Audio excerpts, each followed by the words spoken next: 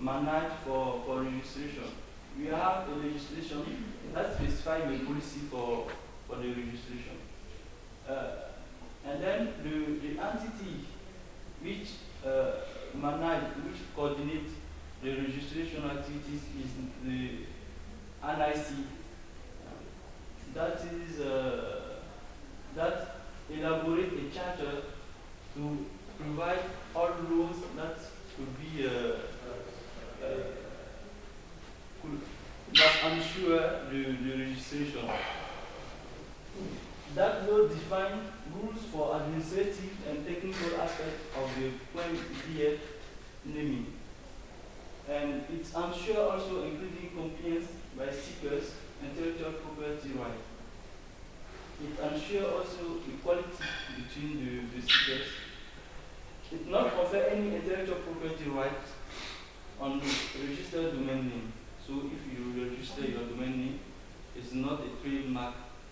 You don't ensure that it could be a trademark. There are around 7 second level domain. Univ.br that concern universities. It's mainly public universities. And etude.br for professional schools. R.bf, R.bf for that concern cultural activities. Bob.bf, that is the government activities hosting the .com, and so that's here related to .name.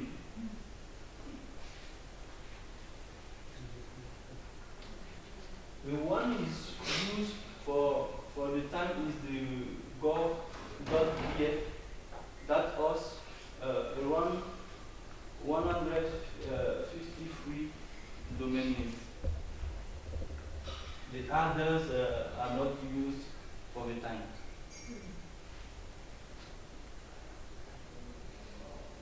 So the total number of domain names in all of BF is Yes. how many? Yes. How many total names do you have? We have almost around 100 domain names. 100,000? 100, just 100. Just 100. 1, no, 1,000. 100,000? No, 1,000. Okay. 1000.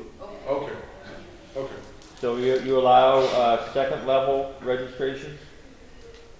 So if you go back one, you had The second 153. level Yeah. was just 153 for the gov.bf. Yeah.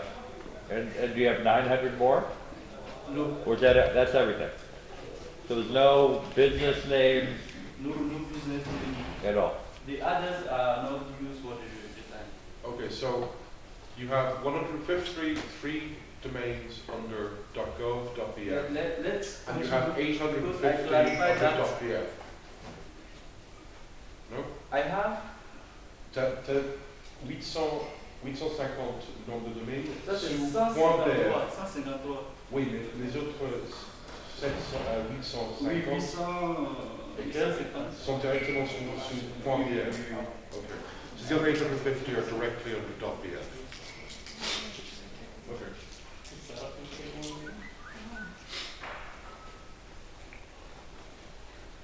So in the law, we prohibit some names that will not be used for the domain name.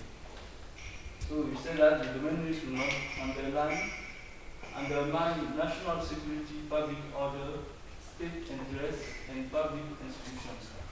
That is for public institutions is already used in the SAS domain, gov.bs. It must not be also contrary to morals. It should not undermine religion, language, culture, political, or use resistance. There are also some reserves, meaning like keyword that's used to define the DNS, like what IPv6, ICANN, or others. Name of regret professional, in French we say avocat, médecin, I don't know how to be. Lawyer, surgeon, doctor. Doctor, okay. But in French, if you come, you say you want to register doctor, I don't know if. Okay, because your country is French speaking. Yes. Okay. So the That's rules the govern question. French words. Also, we can use them related to the functioning and state institution, ministry, and other embassies. We can also use city names. We have like city or Bobo, and anyone can use it to create it. The process is this. To have a domain name, you have to fill the registration report form to submit. This will be validated by the administrative provider.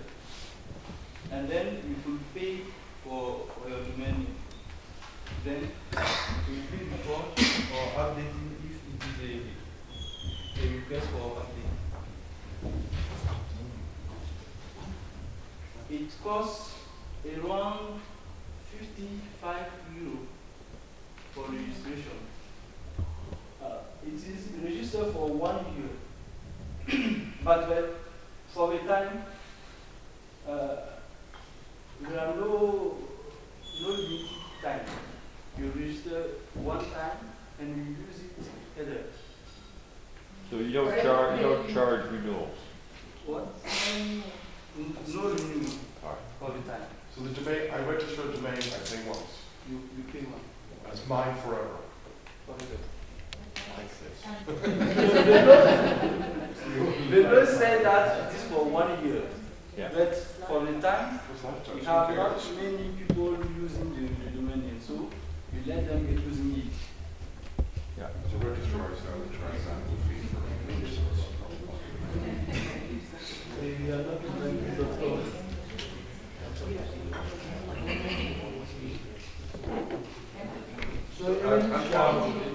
Antoine, at the moment, all registrations are direct, or do you have registrars?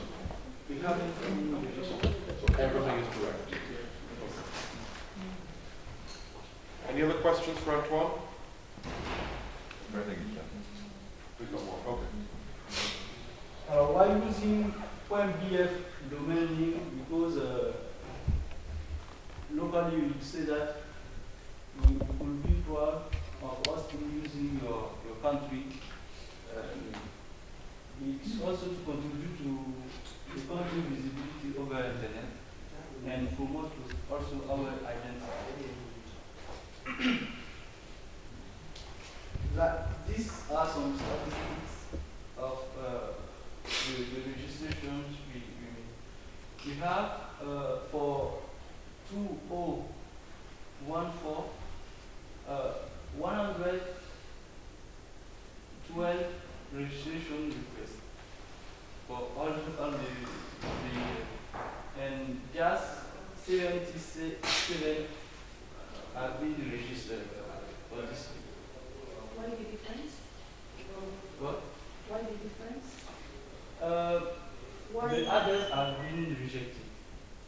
What are some of the criteria for Right, rejection? because there are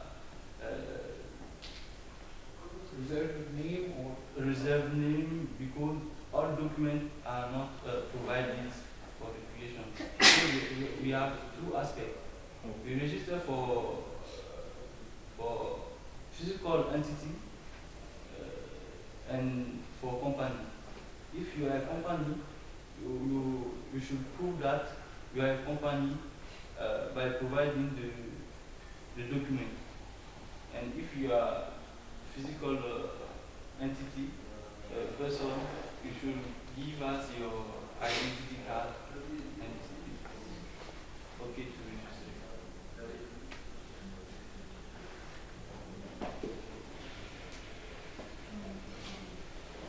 So that shows that that graph shows the progression of the request and the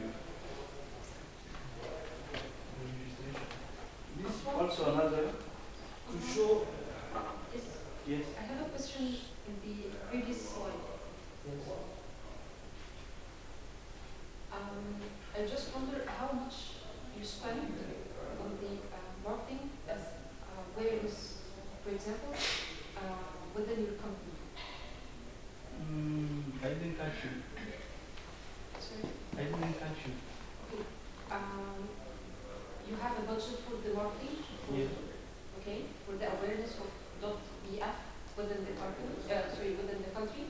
You have budget for that? So what do you do for marketing? For marketing? For marketing. Yes. Okay. For the time there are no marketing. No marketing. No marketing. Okay. Because there are only one person who is concerned by the registration. So that's you. Yes.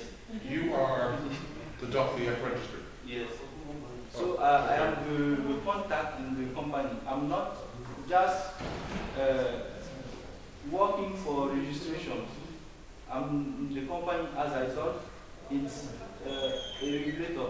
So we are looking for telecommunication aspect, postal activities also aspect, and we designate one people to look about the registration. So, how long have you been working on .pf registration? I'm new there. I have been there for almost three months.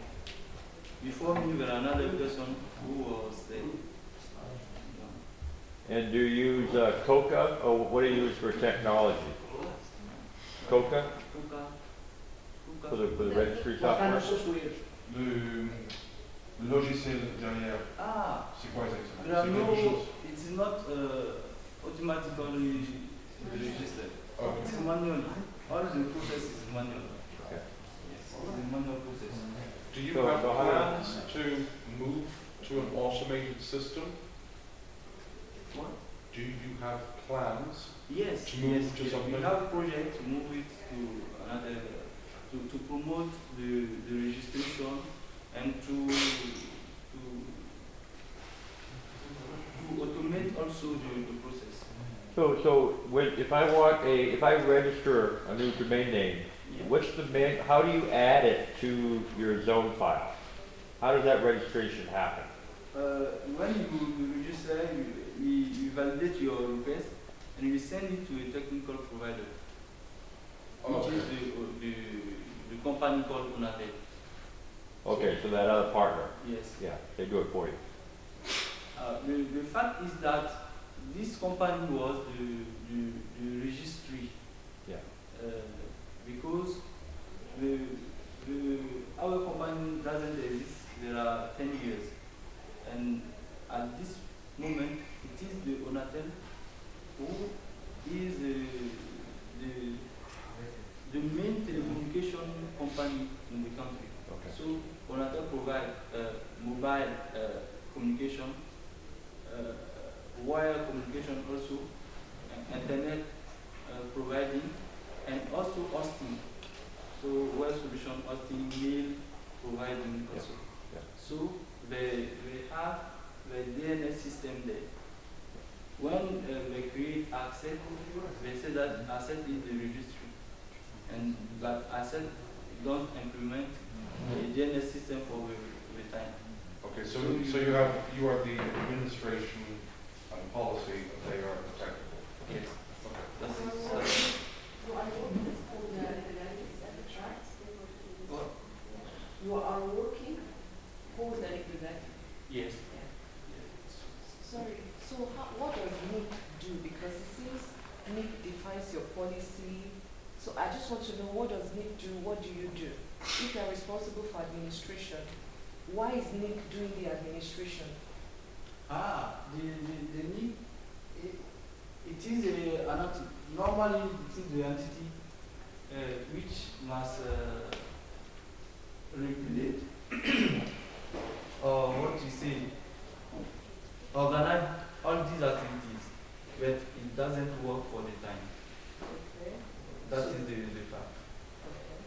doesn't work, and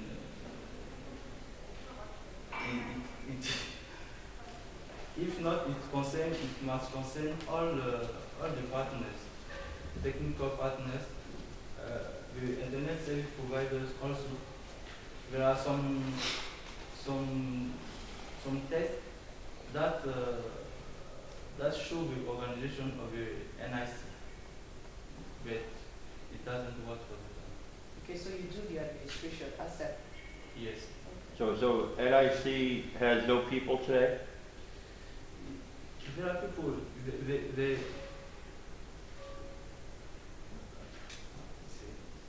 there are people because they specify who must be in the NIC. Yeah. But it doesn't work correctly. They don't, so how many, so they don't do their job? How? They don't work correctly, right? There are no, we shall meet to define how things must work for the domain registration, but there are no meeting, and it just the people in ASEP who is designated to look for the activity, who coordinate all the activity. Okay. I hope that it will change after this workshop. And for all the registration, we have 1,033 names registered. That is for the 31 December.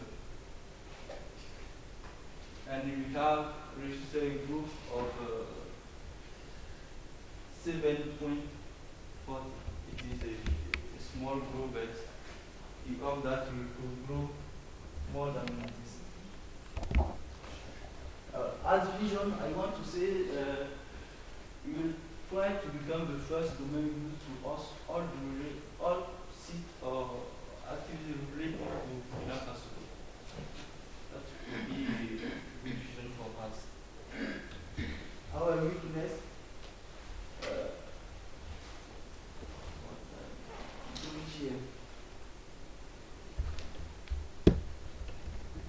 Okay, so your weaknesses, you've got the pricing. Yes, it is the price because it is too expensive for people. How much does, so you said it was €55. €55 was one time? Yes, Okay. but it remains expensive, I think. So are people in Burkina Faso registering .com domains? Yes, how they register? No, are they? Yes, they register. And Okay. almost of them register on .com, Okay. .org, and then .net also. There are many e-press companies, but almost of them use .net to register. Okay. There are no automation, there are lack of marketing also, and it is not safety because we are not trusting it to be safety. That is the fact, because the company Donavel is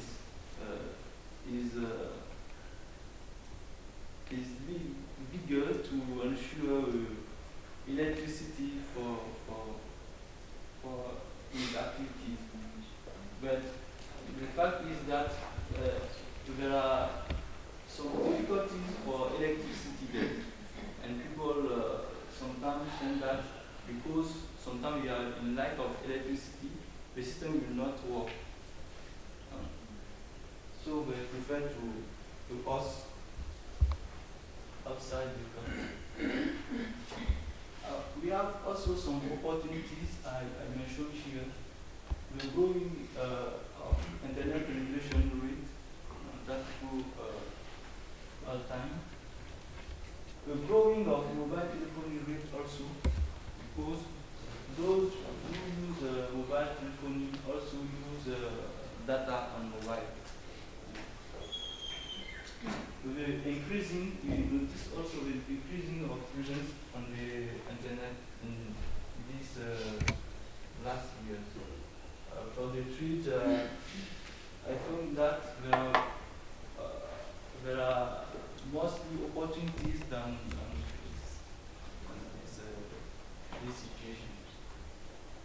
So it is all that I want to show you. So, you know, have you thought about, you know, a lot of CCTLDs have allowed their TLDs to be used internationally, like .me or .tv. Do you think there would be interest in allowing .bf to be used internationally as well? So, like acronyms, it could stand for best friend, boyfriend. There's actually a new TLD called Black Friday that you could compete with .bf. Do you Yes, think there'd be interest for that? yes, it will be interesting. But for the time, it is not well promoted. The domain which are registered, are open for the time, are not well promoted. Okay. So I think that before register and others, you try to promote those which are already present in the system. But if I want to register under .bf, do I have to be physically within the country, No. or I can? There are foreign companies which register. I could see you. I could show you. So no restrictions or yes? No restrictions. Okay. See the truth on spreadsheet with the actual entire details. That's the entire zone. As you can show you, that is say discount, which Yeah. you registered last month. So OVH is, So OVH, the us on That's the registrar. no, I know OVH. So OVH are your clients? the us, it is people who want us on OVH. No, okay. We're trying to understand this. Okay, so taking OVH and CSC, they register the domains with you for their clients. Is that correct? No. No. Est-ce que c'est eux ils vont chez vous pour enregistrer les données pour leurs clients? No. Ou c'est le client qui The client. Okay. You provide the DNS, Okay. yes, for his hosting. Comprends? I think so. Il nous envoie son DNS. Quand il veut enregistrer, il dit je veux un domaine. Et je veux mon partenaire d'enregistrement, mon hébergeur, c'est OVH. Et voici le DNS de OVH. Il doit nous fournir le DNS de OVH. Okay, so it's just the, he's saying it's just the DNS, the OVH and CSC are just the DNS provider. Can I register one or two character names? Enregistrer deux noms. Alors, Est-ce qu'il pourrait enregistrer les noms de domaine de 1 ou 2 caractères? on n'enregistre pas de deux caractères. They don't So give déjà two de deux characters. caractères. More than two. Okay. Voilà. And we don't have a registrar. You will deliver directly the request from the client. Don't Yeah. have a They don't have a registrar. No register. I suspect that some of the registrars are buying the domains for their clients, because we do this for our clients in some African countries. So we do all the paperwork, we pay the registry, but the domain is registered in the client's name. But they don't have a formal registrar, registry type system. But il y a un contact dans le registrar.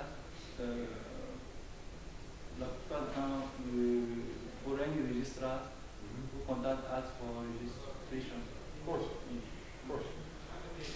My company does domain registrations for all of Ireland's charities. They all have operations across Africa, so we register these things.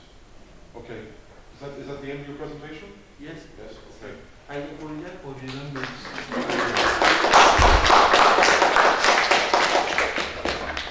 Thank you very much. That was great. Great to hear how different countries are handling their different markets. I want a .bf domain. I like the idea of paying once and having the domain forever. This is awesome. Okay, your zone file will grow. It's like, I'm going to just go up and register a loan, please. And then you don't care about renewals. No, no, it's a perfectly good, business model. So I want to compete with Black Friday, who paid ICANN $185,000 for his TLD. I'll offer like link.bf. It'll be a short URL service for any business that has Black Friday advertising specials. That's assuming you can get the domain. I could, why not? Well, it just depends who types password.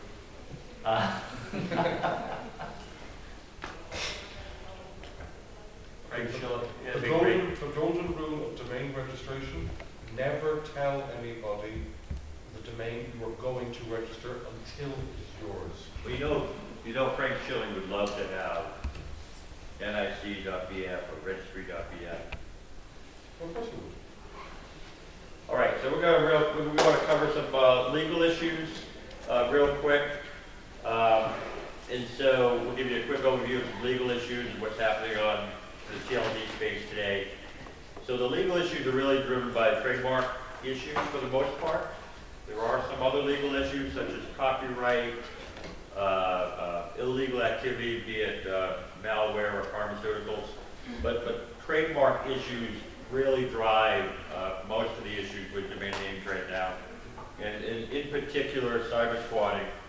So cyber squatting is when anybody registers a domain name that not only matches a trademark, but they're deliberately trying to take advantage of the branding of that trademark. In many cases, they're trying to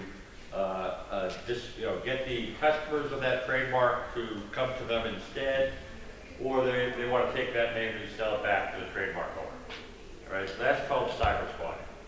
It's not the same as registering a generic name and using it in its dictionary meaning. So for example, a lot of people will say, okay, the domain I want is taken, it's not being used, therefore the person who has registered it is a cyber squatter. It's not correct. To be cyber squatter, you have to meet this definition. So over the years, we've seen quite a few different types of domain name disputes. Typo squatting refers to the fact that a lot of people, when they go for their favorite brand, they can't spell it. They misspell it. And so they will type in the name incorrectly. And so people discovered that, well, maybe I won't take Microsoft.com, but people misspell it, so I'll take the misspelling of Microsoft, and I'll put up all sorts of ads. And so for a while, that was a very popular activity until they started to shut that down. Domain testing refers to the fact that with new domain names, there's a 5-day grace period when you register a domain name. And so if you register a domain name and you decide you don't want it, you can get your money back after 5 days. Right? So that's a fairly standard policy for new registries. Do you guys have an ad grace period for .eg? You do. So is it 5 days? 1 month. How about NG? No grace period. No grace period. We just say, yeah, if you registered it, you registered it. So even if they misspell it or make a mistake, they're stuck. But I wanted to ask you a question about this. Because we're trying to do a PDP on it, Yeah. to review this thing, and there were various opinions. I did some research and says, okay, you've done it, what the heck, so Right. should have done it properly in the first place. But what is actually the ideal? Because some people can use it to do a lottery, or kind of maybe a promo or something for 2-3 days, and then after then they pick it up because they feel their purpose for that domain name. So from my perspective, I want a 5-day grace period because I want to be able to check for credit card fraud. Yep. Right? And so if someone orders a domain name from me from a CCTLD who I know has no grace period, I'm not as forgiving of an order, right? But if I know because in many cases, the way I check for credit card fraud, I take their credit card first, I charge it, and then I check. Right, that's just the way about the technology works for me. We have to register, we have to take all the credit card information first before we check for credit card fraud. And so I have to go ahead and register the name, and then I see if there's a problem with the credit card, right? And so if you have a policy of no grace period, then I have to change the way the process works. But again, my question is, assuming somebody, okay, so you don't release the domain name within that time period, and the person utilize it? No, I'm just talking, yes, and forget about use of the end user. The question is, do I have to actually register the domain name with you in order to do, because credit card review is not always instantaneous. It might take a few days, right? And so I want to make sure that name is reserved for my customer, and then I'll review their credit card. If I have to review their credit card first, the domain name might be gone. So it's like a kind of a reservation. I need a few days. Well, I mean, okay, the credit card thing here, I wouldn't agree with his approach on this, but the issue we run into is where people have, as we say in English, fat fingers. They type the wrong name in. We see this all the time. So they want to type in, it's like the typo spotting thing. So they want to type in delta dot whatever, and they invert two of the letters, and then they're coming back to us looking for a refund. If we don't give the refund, they will go to their credit card company and do a chargeback.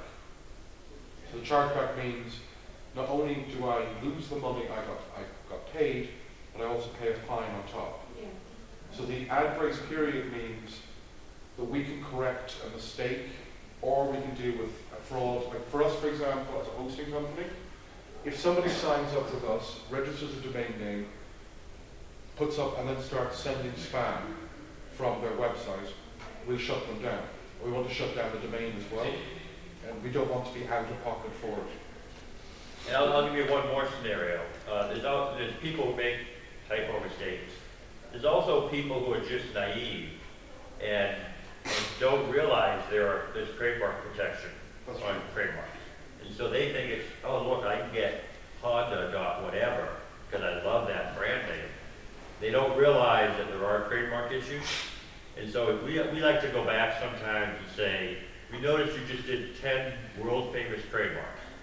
You realize you'll probably lose all those names, right? You're not going to get to keep them. There will be a UDRP and you'll lose your entire investment. Are you sure you know what you're doing?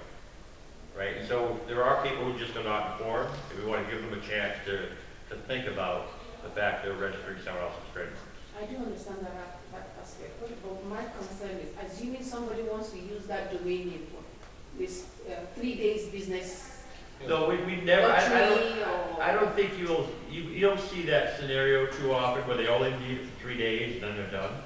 I have never seen that business. I've never seen a legitimate use of a domain like that. Never. Or illegal use. Because in my illegal Yeah, even if it's legal use, no one's thinking I only need it for 3 days. No one, because if you're doing it for an event, you're going to advertise the event a month in advance. Unless you're really badly organized. No one advertises, no one tells you, only give you 3 days notice about an event. That's too short. So we don't see that as a legal business use. It just doesn't happen. I mean, there might be interest in people doing 1 month registration. That's a different scenario. There was a TLD that experimented with that. In fact, .name for a while, they discovered that their channel wasn't registrars, it was ISPs who you get your internet with. And so they wanted to match their billing cycle with the ISP billing cycle. And some of the German .de, CCTLD, and a couple of the others do monthly billing.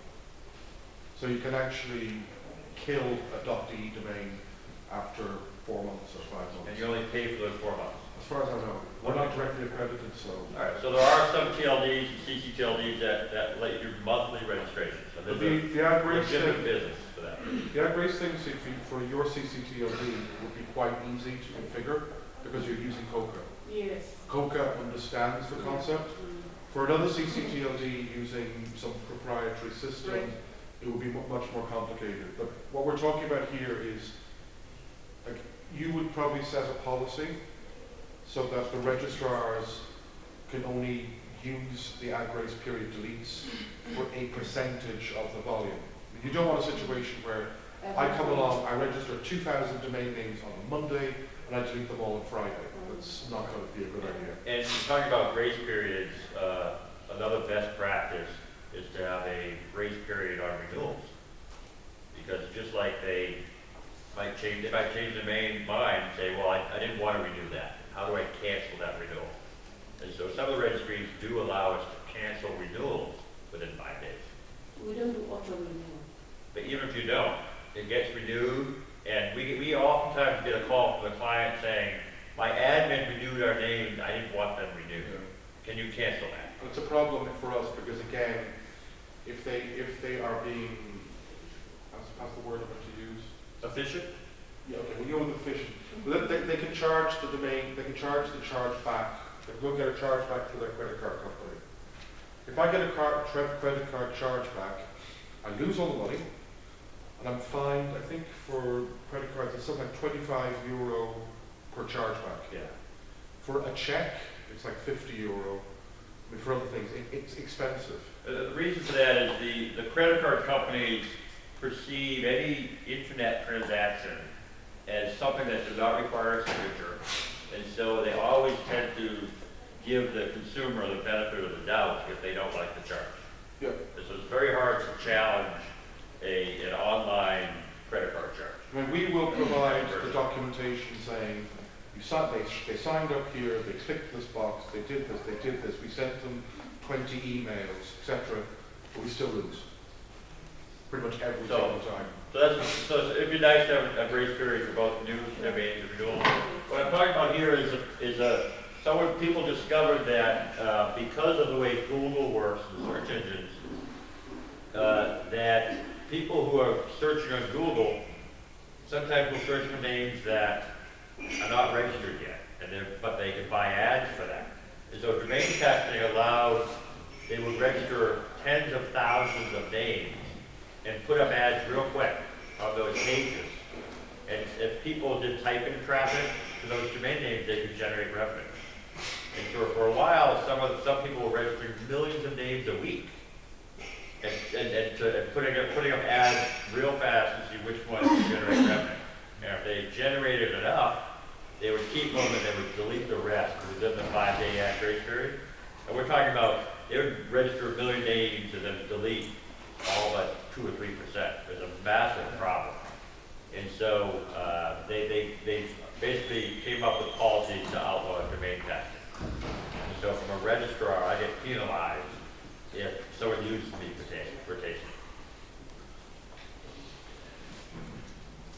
So because of cyber squatting and typo squatting, they did introduce this dispute process called UDRP, which you've probably heard about before. In the U.S., we also have some special laws specifically for anti-cyber squatting, called the ACPA, which allows you to go to court and sue over trademark infringement. So the UDRP is something that every registrant of a TLD domain name has to agree to, that if they register a domain name, they agree to be subject to UDRP. And so we're forced by ICANN to include this in our terms and conditions. And what ICANN has done is that they've outsourced it as well. And so there's 5 or 6 dispute resolution providers. The most well-known is called WIPO, which is the World Intellectual Property Organization. They're part of the UN. And they will handle a domain name dispute. Typically it's one panelist, but if you wanted to make sure it was a more impartial panel, you would ask for a 3-panel of the trademark experts. So these tend to be trademark lawyers who understand trademark law. All right, and so UDRP has been around since, say, 2001. It's been, I think, fairly effective in stopping cyber squatting. It costs about $5,000 to do a UDRP. I mentioned WIPO is the leading panelist. In the U.S., we have the National Arbitration Forum. And then there's some newer ones. There's one in, I believe, Hong Kong, which is for the Asian Domain Name Dispute Center, and there's now one in Czech as well. What about the Arab one? Did that get authorized in the end or not? Yeah, And there's then- one in Jordan. So there's one in Jordan now as well. It belongs to the Honorable Delegate. Is there anything these people don't own? Is that they're the kind of the quiet little ones who sit here, don't say anything, but they own everything, which is why they're probably not saying anything. So there's a whole policy here. In fact, a lot of the ICANN policy now does talk about the responsibilities of registrars in terms of what happens when someone files a dispute. We have to put it on hold, we have to notify the customer, and then when there's a decision, the registrars are notified, and they have a certain number of days to implement the decision. So there's a lot of obligations put on registrars to make sure the domain, the WHOIS details don't get changed, it doesn't get transferred out. And once it's implemented, we have to transfer it to the new owner if in fact they win. So I'm going to go through here pretty fast. This is the key part of the policy, right? There's a three-pronged test. So first of all, in order to file a complaint, you should be able to answer these three questions. That it's the same, it's the exact match or similar to a trademark, right? And so you have to have rights in a trademark in order to file the dispute. You can't say, hey, I noticed someone else just registered IBM, I'm going to file a dispute. You have to own the trademark to file the dispute. You have to say that whoever registered that name doesn't have a legitimate interest in the name. The one area where this becomes a gray area that a lot of disputes see is where a retailer who sells clothes decides to register domain names about the brand names that they're selling. And they say, well, I'm a reseller, right? And so they can claim they have a legitimate interest, or an auto dealer who wants to register that I'm ToyotaCairo.com, right? And the question is, do they have rights to represent themselves as a reseller? So that's a gray area. And again, sometimes they win, sometimes they don't, depending on how they can prove their rights to that domain name. And then the last one is whether or not they have demonstrated bad faith, either the registration and use of a name. And the word "and" here is very important, right? It's very, very important. And it's one of the most important words in the UDRP policy. And it's probably one of the words that is probably most often abused or ignored. But the interesting thing is that a lot of CCTLDs have adopted the UDRP, and in the case of my country code, they replaced the word "and" with the word "or," which completely changes the policy. And the reason why that's so important is if I register a name, we had this discussion yesterday. I want to get IBM.NG, right? IBM is it's a three-letter acronym. In the U.S., it's known as International Business Machines, but it could also be internal boys masher, right? You can have it stand for anything. So the mere registration of a domain name doesn't tell you how it's intended to be used.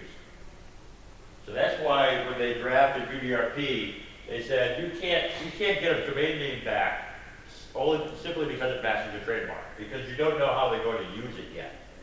And they might use it in a way that does not infringe on a trademark.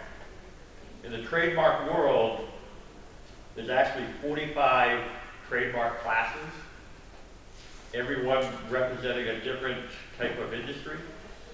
So you can have the same trademark like Delta, and one of them is airlines, and one of them is dentists, and they're allowed to coexist, right? Because the consumers are not confused between the airline and the dentist. And that's a key test for trademark infringement, is whether or not consumers are confused about it.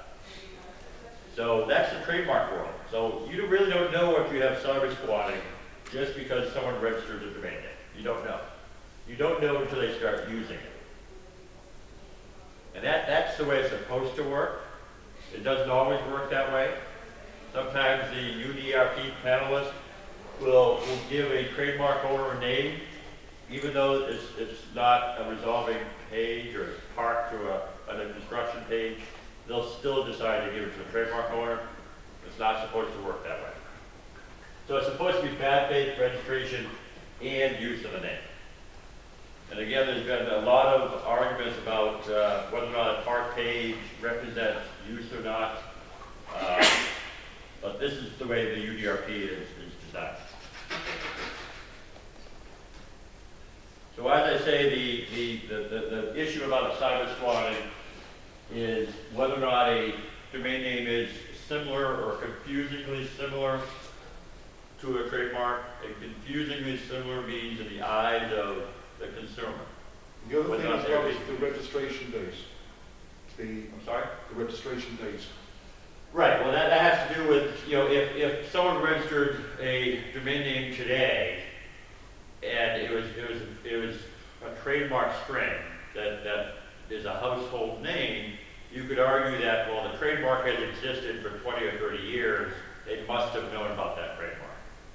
But if they registered a domain name 10 years ago and the trademark is brand new, like a Facebook, or something even newer, Snapchat, or who's that? Well, there's no way they could have had bad faith because they got the domain name before the brand even existed, right? So a lot of trademark owners today, it might be just started a company a year ago and they want a domain name, and so they'll file a UBRP.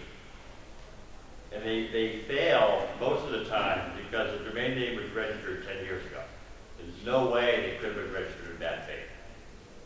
But they'll try to file it anyway because it's fairly cheap. And they hope they'll get a lawyer on the panel that will agree with them and give them this domain name. Excuse me. Yes. Regarding the same, what is a case where supposing an organization is trying to register a new market, and then someone speculates, and then they register that domain name, so they did fast before. So trademark law is specific to the country. So just because you have a trademark in the U.S., it does not give you rights in Kenya. And so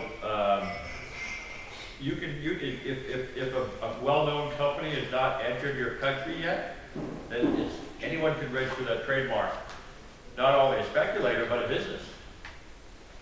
Right? They can, if McDonald's is not in Kenya yet, someone else could open up a restaurant called McDonald's. That's okay. They're not violating trademark law. Right? And so many multinational trademarks, when they want to move into a market, they discover someone else is already using their trademark. Budweiser. For a real business. It's not even speculating. It's too late. Right? Budweiser, a lot of hotel chains. I go to a lot of countries and I see brand names for hotels, like Hilton, Marriott, Holiday Inn. Holiday Inn's a common one that is already in use by someone else. And the other brand owner is too late. And those are just trademarks. We're not even talking about domain names yet, right? And that was going on before the internet existed, right? Yeah. Okay, back to the McDonald's example. If someone in, say, Kenya, let's continue the example, has the same sign, not just the name alone, but actually modeled it, like McDonald's, isn't it, regardless of whether McDonald's is in Kenya yet, I think McDonald's should have a valid claim. So their claim is specific to their jurisdiction. So if they filed a logo, and the logo includes the shape and the colors, and they filed the string McDonald's, they only have that protection in the U.S.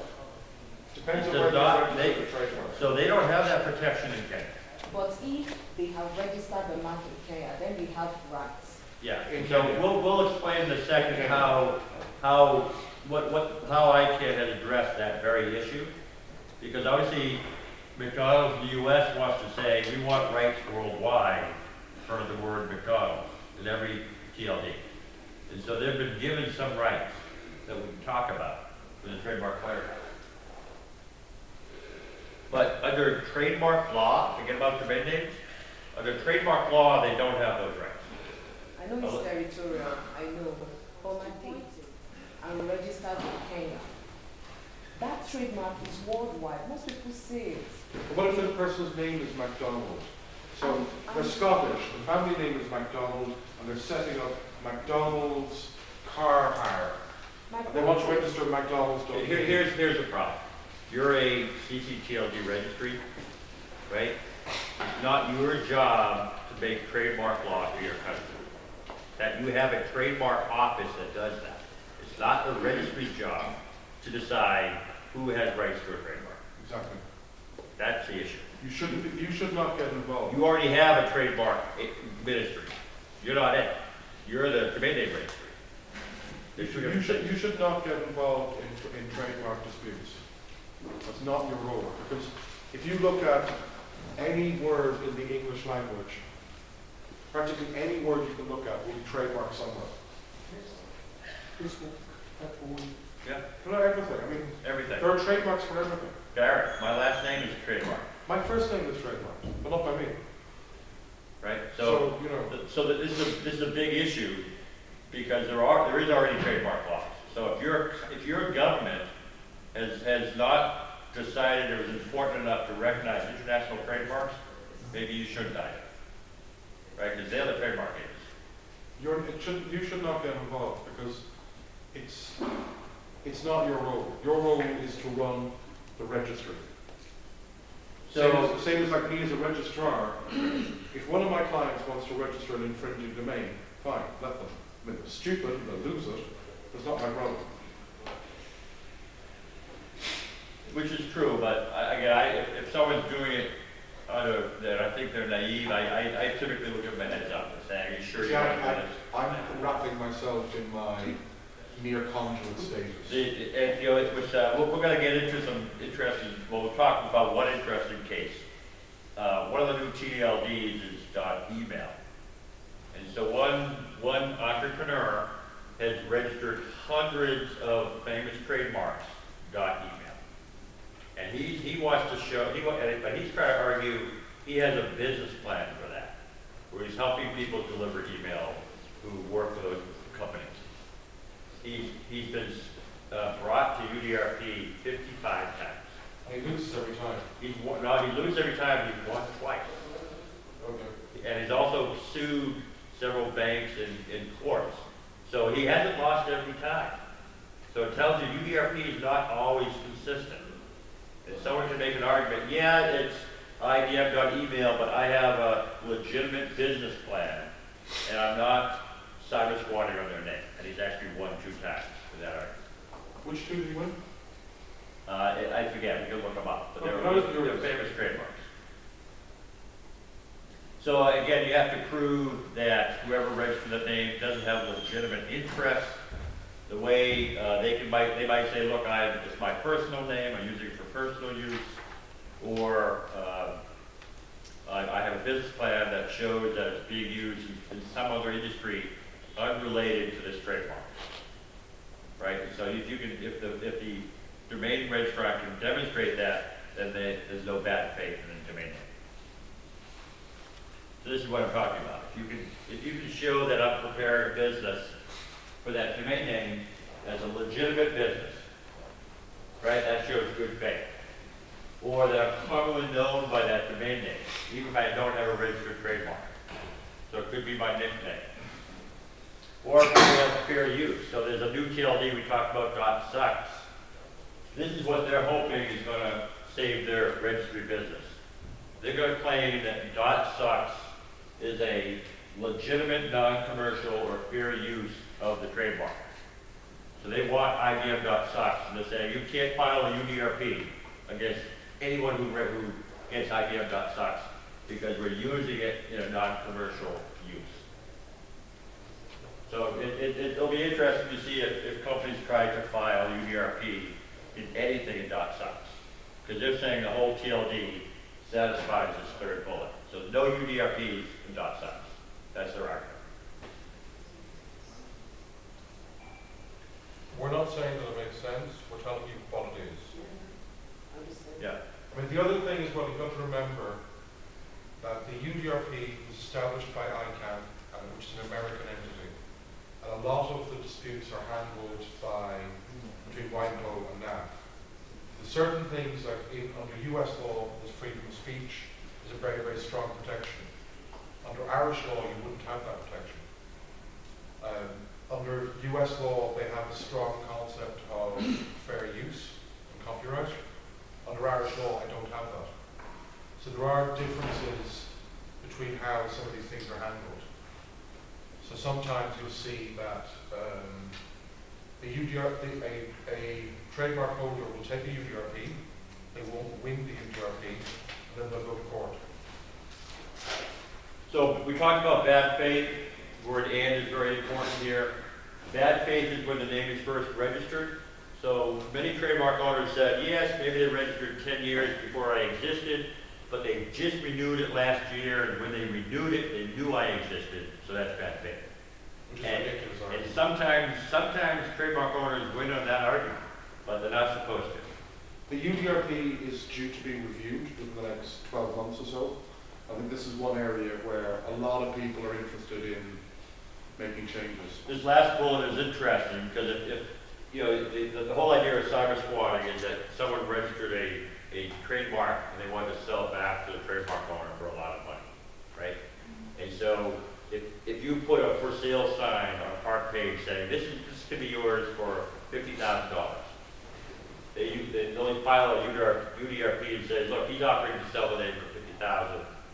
The only buyer for that is someone who's willing to pay $50,000, so that's bad faith. And so a lot of these complaints get into who approached, who made the first offer, basically. Did they put up a for sale sign saying $50,000, or were they just minding their own business and the trademark owner contacted them saying, is this name for sale? And so a lot of times they have to prove by timestamp who made the first approach, right? Was it the domain name owner or the trademark owner? Because if it was the trademark owner who asked first, is this name for sale, then they can't claim that it was offered for sale. They got approached by somebody. So that's you read a lot of UDRPs and they're always trying to determine who started the negotiation. So a lot of evidence of bad faith. Again, this has been not consistently applied. But also, basically, if you're trying to sell a name for a huge amount, that's considered bad faith, like $50,000. If it looks like you're trying to prevent the trademark owner from obtaining a name in their market, that's considered bad faith. If you register a domain name of a competitor, right? So if we see this a lot with politicians, which unfortunately are not subject to UDRP. But if you're Toyota and you're trying to register Ford and BMW, that's considered bad faith, right? It's not your trademark, and you're just trying to prevent a competitor from competing with you. And then finally, if you're using that domain name, you're not going to sell it, but you're putting up ads for trying to make money. And for example, and many times those ads are ads of the competitors of the trademark owner. one example, one interesting case around this with the commercial game involved Ryanair, the economy airline in Europe. So somebody set up a website to talk about how bad Ryanair's customer service was. So normally, they would have won the UDRP because the UDRP allows for that. You want to say Ryanair's customer service is terrible.com, that's okay. But because they were running ads on there, even simple ones, they lost. So someone asked us earlier this week, when do you cancel a name? This is one of the few times where a name can be canceled. It almost never happens. Most of the time it simply gets transferred to whoever won the new trademark owner. The problem with canceling a name, and sometimes trademark owners will say they win the UDRP, but they actually don't want this name. Maybe it's a misspelling of their trademark. So they say, go ahead and cancel it. As soon as it gets canceled, someone else will register the name, right? And now they got to file another UDRP. So it almost never happens that it gets canceled. People just say transfer the name over. So obviously, every country has their own trademark law, right? And one of the things about UDRP is that it doesn't restrict you from filing a court case if you want to. So you can still file a court case on a trademark infringement. You don't have to go to UDRP. But as a registrar, when I tell the customers you agree to the terms of a UDRP, it's typically that the courts they agree to is where I'm located. So they agree to where it surfaces in the U.S. They agree where the registry might be. So if it's Verisign, that's U.S. If it's affiliates, it might be Ireland. Or they agree where they're located.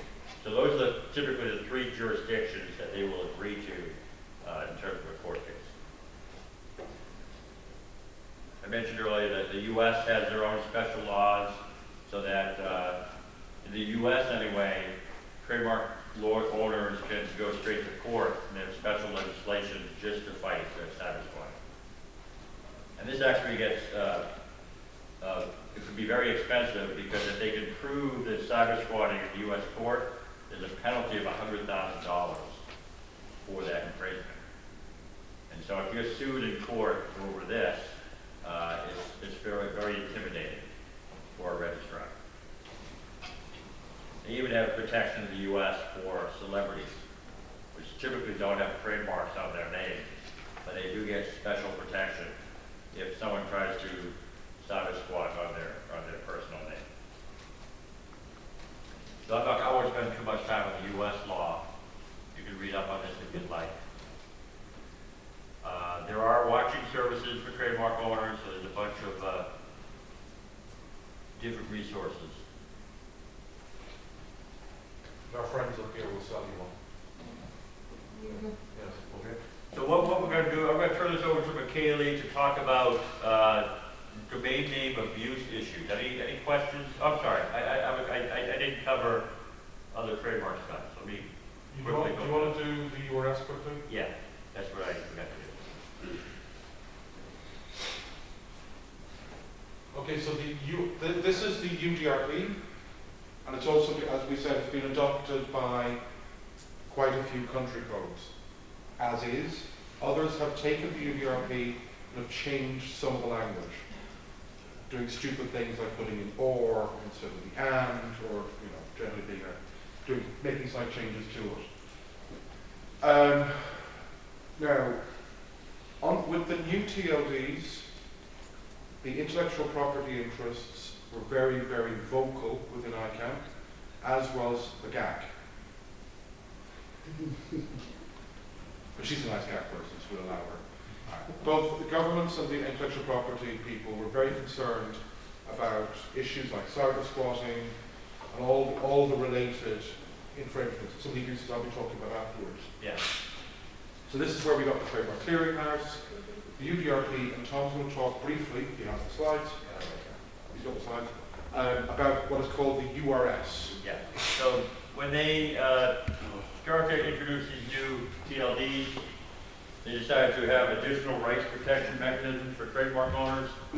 So we talked about the Trademark Clearinghouse that provided two new benefits for trademark owners, something called sunrise registrations and something called trademark claims.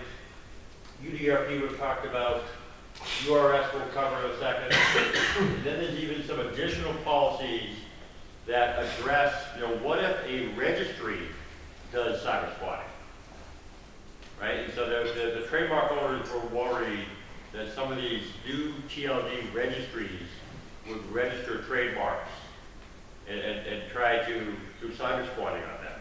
So this is policy might get invoked for the first time this year because of what .sucks is doing. So it'll be very interesting to see if we have a precedent set here. So we mentioned the fact that every new TLD that is coming out is required to have a sunrise period, right? So the sunrise period is for trademark owners only, and we'll talk about the process for that, but it must have a 30-day advance notice, with then a minimum of 30 days after that, or if they don't give a notice, it must run for 60 days. The other right for people in Trademark Clearinghouse is if they decide not to register in Sunrise because they don't want to spend the money, they will get an email if someone else registers their trademark with the exact spelling. So it does not include close similarities or contains, it has to be exact only. Initially, this was only going to run for 90 days, and then they would no longer get emails. A lot of new registries have decided to extend that longer or indefinitely, and the Trademark Clearinghouse has also offered this as an additional service to offer indefinite claims. So this is why the Trademark Clearinghouse was created. In order to get into the clearinghouse, I'm actually going to move on a little bit. So in order to be into the clearinghouse, you have to have a trademark registration in a national trademark office or a multi-regional trademark office, such as European Union, CTM, Security Trademark. So you have to have a trademark registration. It can't be pending. It can't be a design or logo only. It has to have some text element to it. And so if you get accepted into the clearinghouse, then you're eligible for, by default, trademark claims, which is that watching service. If you're going to be eligible for Sunrise, you will also have to prove you're actually using the trademark. So you can't just have a filing, it has to be in use. And you prove that by providing a shot of marketing collateral or a website that says here is not only the trademark, but here it is in use. And when you prove that use, the Trademark Clearinghouse will give you a token called the signed mark data file. And then you take that token and you bring it to your registrar during the Sunrise period to apply for the name. I'm just going to go through some of these admin slides. So trademark owners still weren't happy with the Trademark Clearinghouse. The number one limitation of it is that it only impacts the exact spelling of a trademark. A lot of cyber squatting are, as I said earlier, they could be misspellings, they could be a prefix or suffix, so someone adds a prefix to a trademark or a suffix. So they said, we need more protection. And so they made the addition of a plus 50. And what that means is that if you're a trademark owner and you have filed a UDRP against someone else for infringing on your trademark, maybe it was a misspelling of your trademark, and if you win that UDRP, then you also can protect that domain name in the clearinghouse, even if it's not an exact match to your trademark. So you're allowed to take these misspellings that you won a UDRP over and add them to the clearinghouse as well. So the 50 refers to the fact that your base trademark fee for the clearinghouse not only includes this exact, but up to 50 misspellings that were subject to a UDRP. And you get that included in your fee. You can add more after that, but then you have to, there's some nominal fee, like $1 a year, if you have even more variants you want to protect. So I just say it's for exacts only, so it does not cover variants like plurals, misspellings, prefix or suffix. Again, like in the real world, where there's more than one Delta trademark, even in the US, or more than one trademark for United, in the clearinghouse there could be multiple trademarks that are all the same spelling. That's allowed. There's no problem with that, right? So it's just like a global trademark database. So there might be 10 records in the clearinghouse called Delta, all with different businesses from different countries. Some of them, there could be Delta within the same country as a trademark clearinghouse. That's okay. That's all allowed. What it means is that if there's a Sunrise period, it's either first come, first served. So if there are 10 trademark owners in the clearinghouse and they all want to protect themselves, say in .music, it depends on the policy of the registry. It could be the first one to get it, or the registry could say, we're going to have an auction. So if there are 10 trademark owners who all want this, they all apply in Sunrise, it goes to the highest bidder. Okay?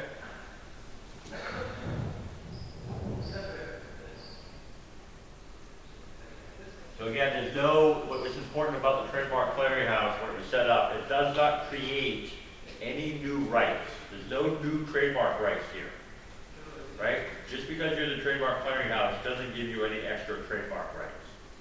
And that was a very important issue that was fought over.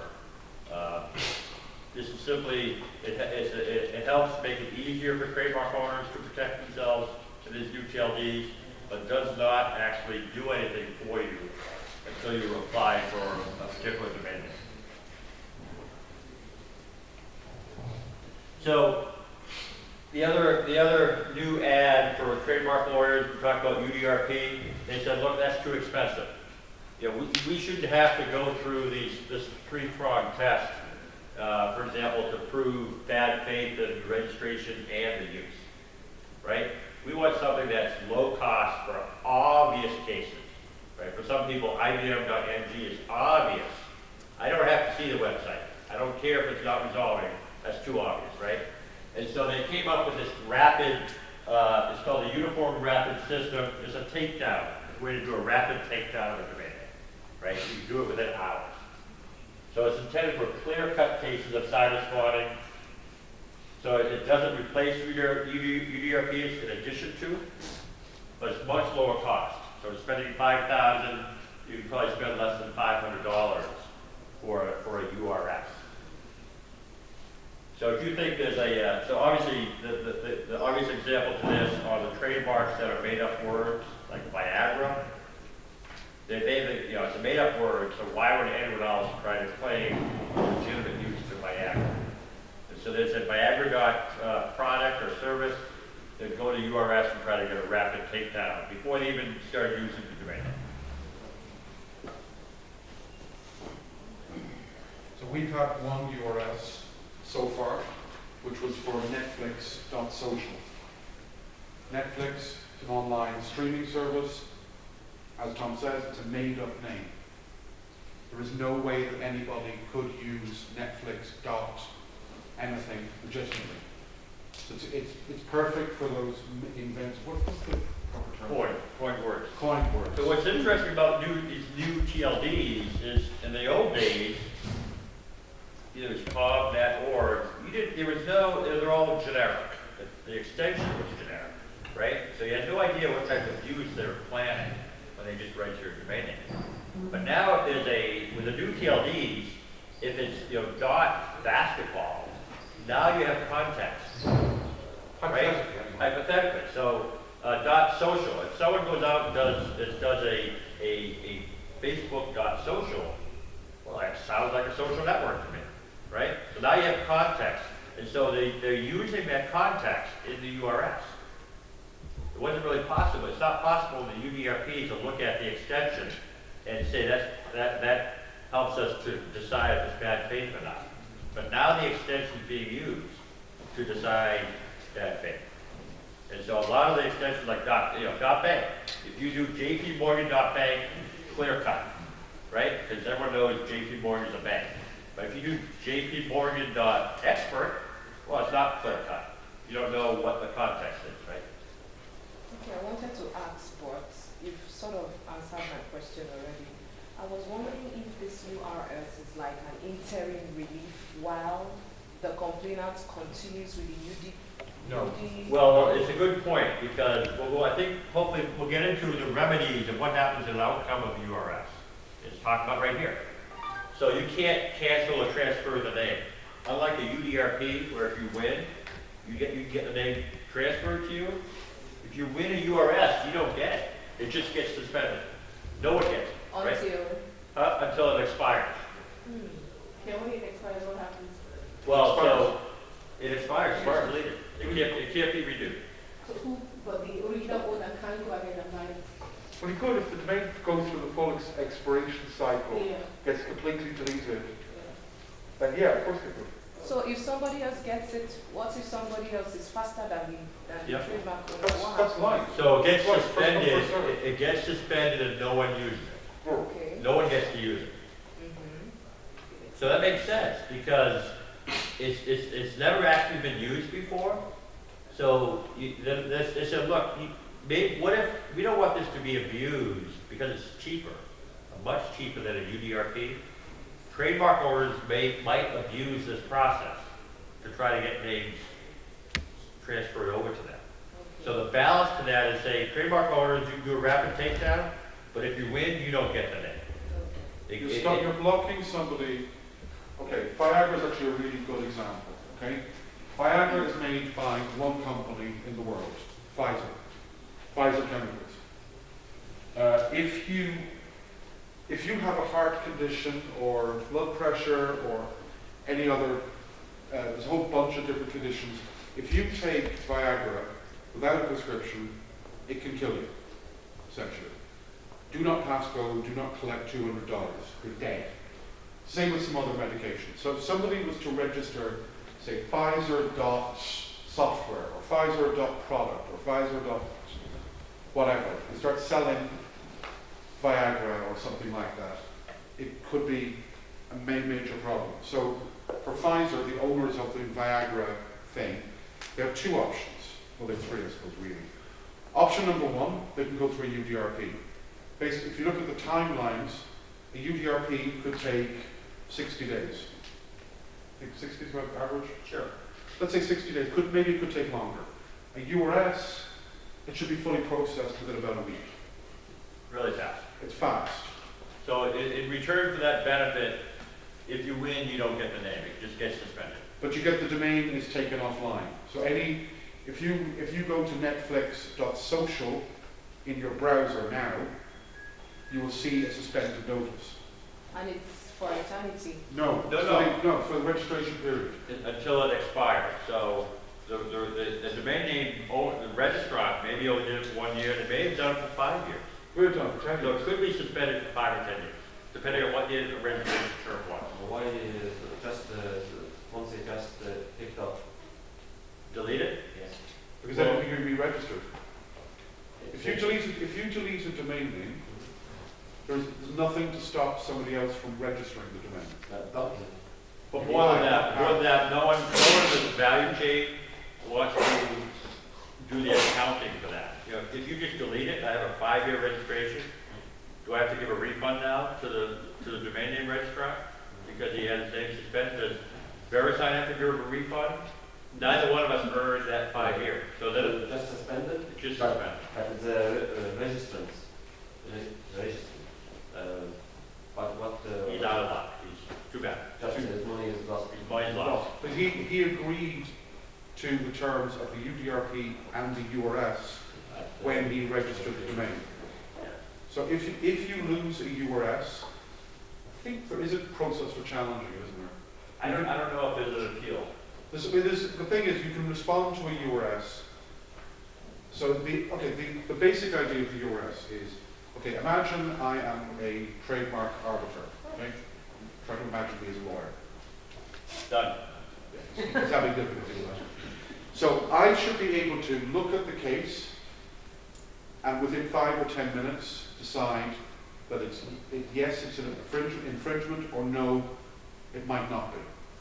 If there's any doubt, then no URS, you go back to UDRP.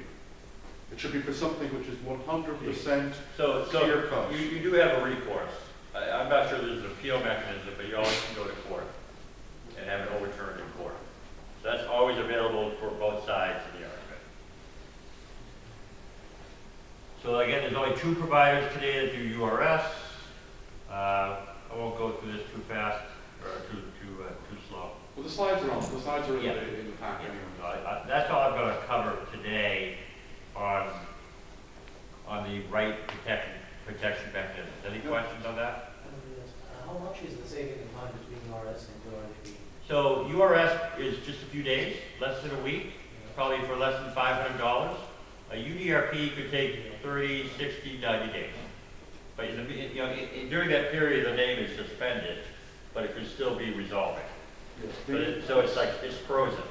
The name is frozen but still functioning when the dispute is ongoing.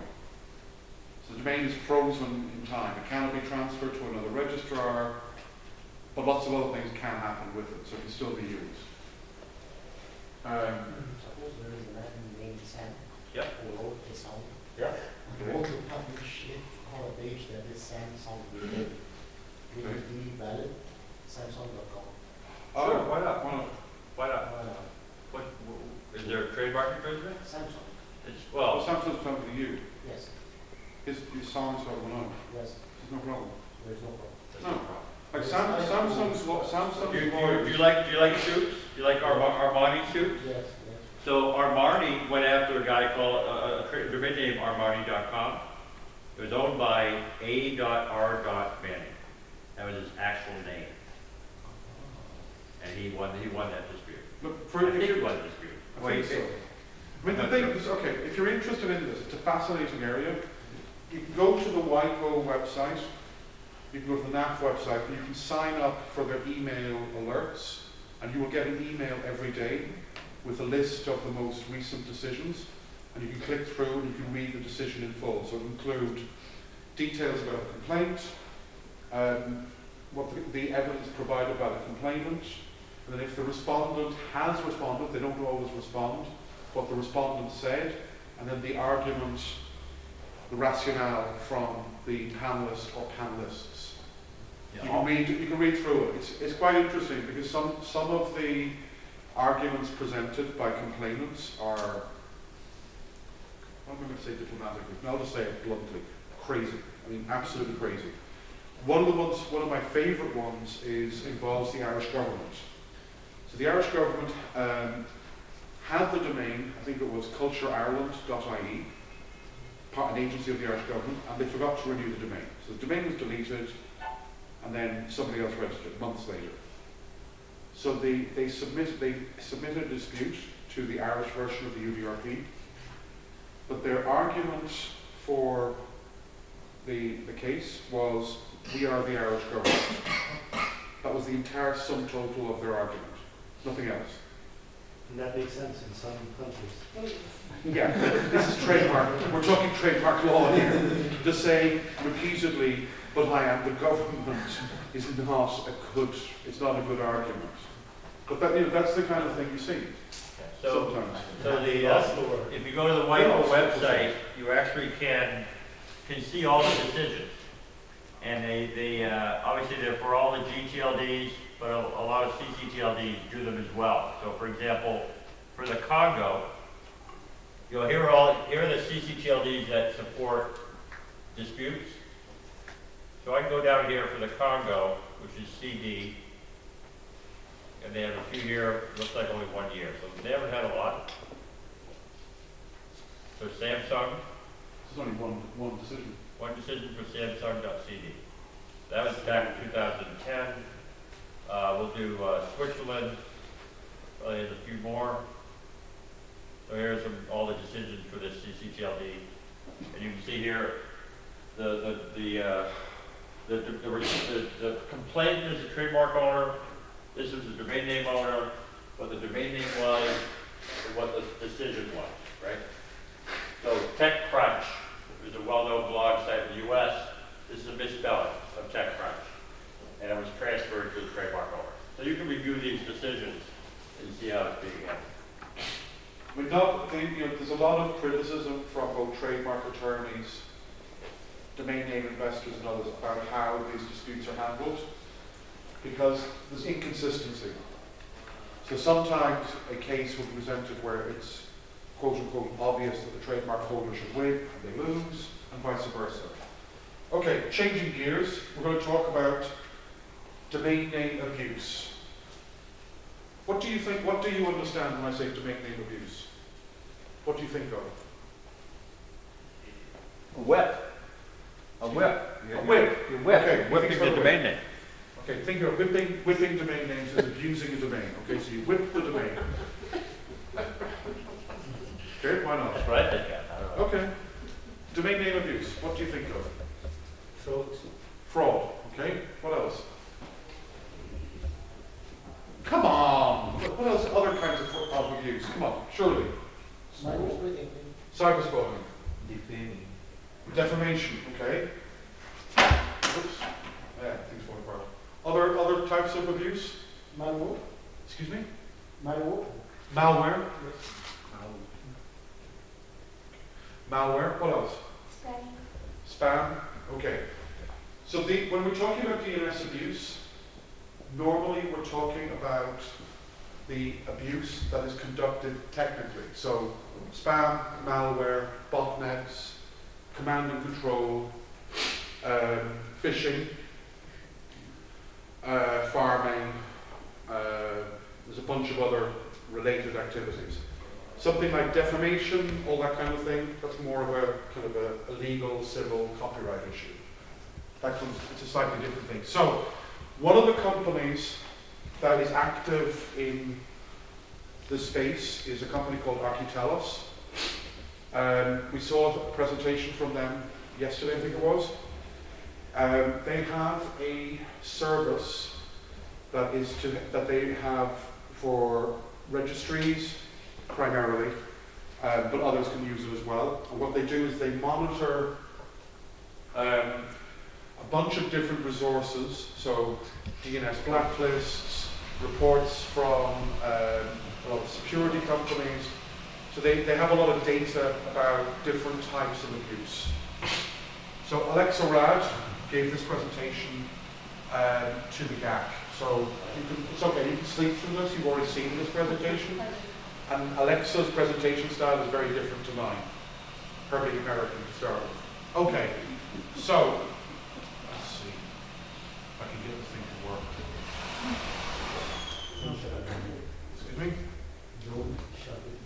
Okay, so just quick look, these slides just basically goes through a definition, just to kind of, an idiot's guide to abuse. So, as I said, abuse, exploiting internet users. Exploitation. You're talking about something that's deceptive or malicious. In other words, it does harm. The categories are not mutually exclusive. What they mean there is that some types of abuse, it's a mishmash, it's a combination of different things. So spam, phishing, malware, botnets are the common types of abuse. And they're all interconnected. You all know about DDoS? DDoS? Distributed denial service. What is it? So explain, what is a distributed denial of service? When you try to log into a website, you are redirected to some website else, or maybe you find 404. No, you might think this site till he's down. Yes. You overload the denial of service, you overload the servers. You don't redirect. That's a different type of attack. That's a man in the middle. It's okay, I can teach you how to abuse the internet, don't worry. Here, abuse the internet. So DDoS, so botnets are used during DDoS attacks. If you wanted to start a DDoS attack, how much would it cost you, do you think? Nothing? Okay, well, you could possibly do it for free. But do you think you could actually buy a DDoS? You do? How much do you think you pay for one? I don't know. You can basically, you can rent a botnet for about $25 an hour.